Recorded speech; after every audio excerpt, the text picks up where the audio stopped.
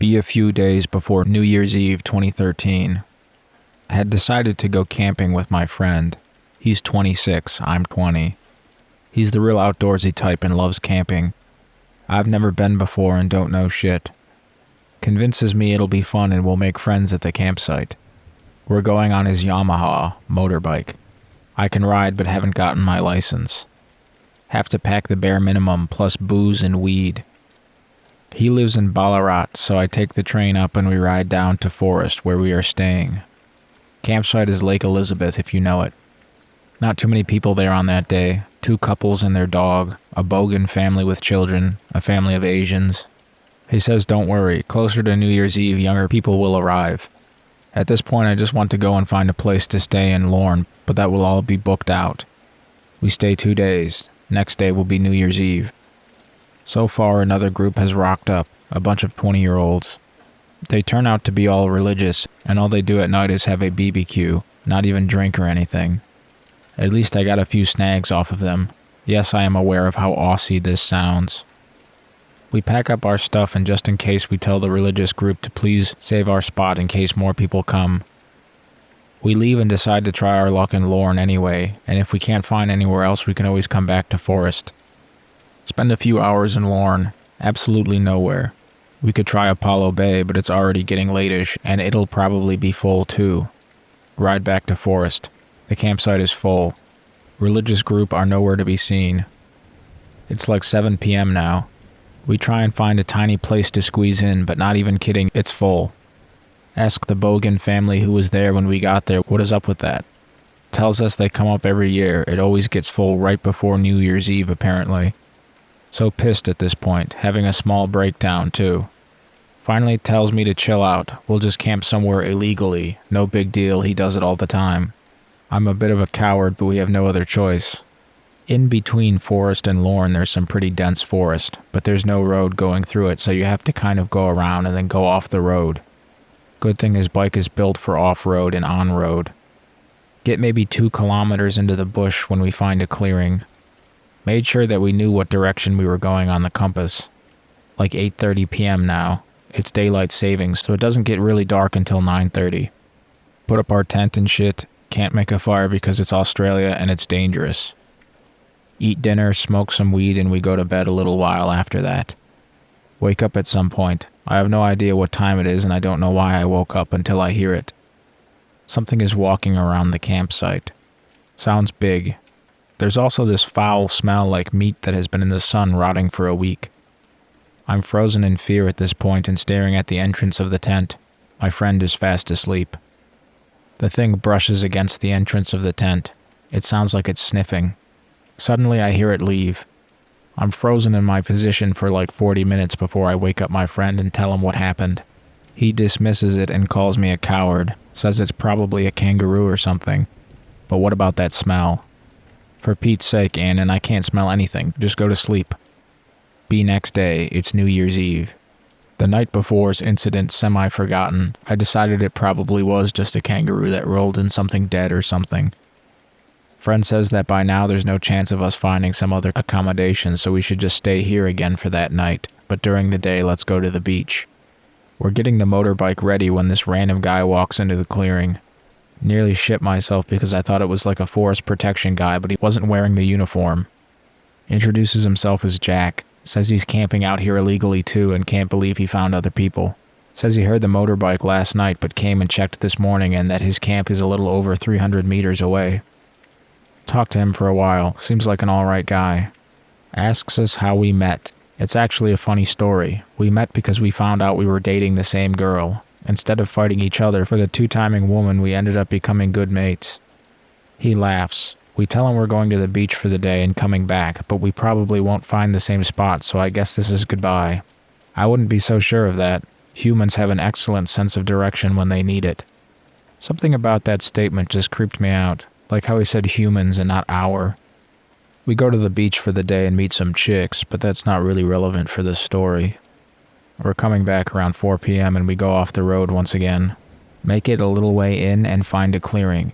Friend says this is the exact same clearing we were at before, but it definitely wasn't. Other clearing had a tree stump on the side, and this one doesn't. Friend says there wasn't a tree stump at the other one. Suddenly Jack appears again. He tells us that this isn't the same clearing, but it's nearby, and his camp is pretty close to us now, and that's how he knew where we were. Friend is talking to Jack about camping stuff. I tell him I need to go to the toilet. I'm walking out into the woods and I decide to try and find Jack's campsite. He wasn't lying about it being close. I stumbled upon it after like 100 meters. It was so messy. There were pots and shit lying all over the place. The tent zipper was half down, which any camper knows not to do because bugs get in. Notice there's no car or anything. Draw the conclusion he must hike or something. Suddenly notice that smell. Same smell I noticed the night before.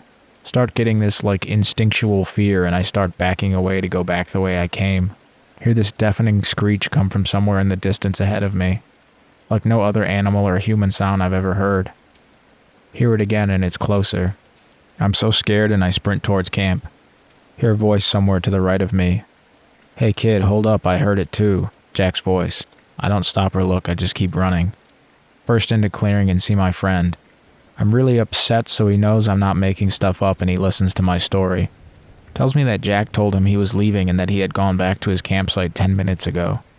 I say that's impossible because I saw the campsite and it was all messy and Jack wasn't there and I heard him in the woods. Friend says Jack was probably in the middle of packing up and went for a piss when I was at his camp and that I definitely imagined his voice in the woods and the screech was just some animal in distress. Look, Annan, why don't we go check his campsite together? I don't want to, but after some convincing I lead the way. Get to Jack's clearing and everything is gone. Friend smirks at me and says he has to go piss and to wait here because he doesn't know the way back. He disappears into the bushes. This is normal for him. He hates pissing in front of other people. Suddenly see this flash of white I hadn't noticed before. I look up. It's a ripped t-shirt hanging from a tree branch. It has blood on it. I start freaking out again and yell for my friend. Hear that screech again. I sprint. Somehow end up going a different direction to the campsite, so I stop after about 20 meters, otherwise I'll get too lost. I'm panting and I'm sitting there for about 5 minutes before I hear this weird kind of high-pitched sound. Becomes clearer. I realize it's my friend's voice calling my name. .relief.png. I call out to him and we find each other through the sound of our voices.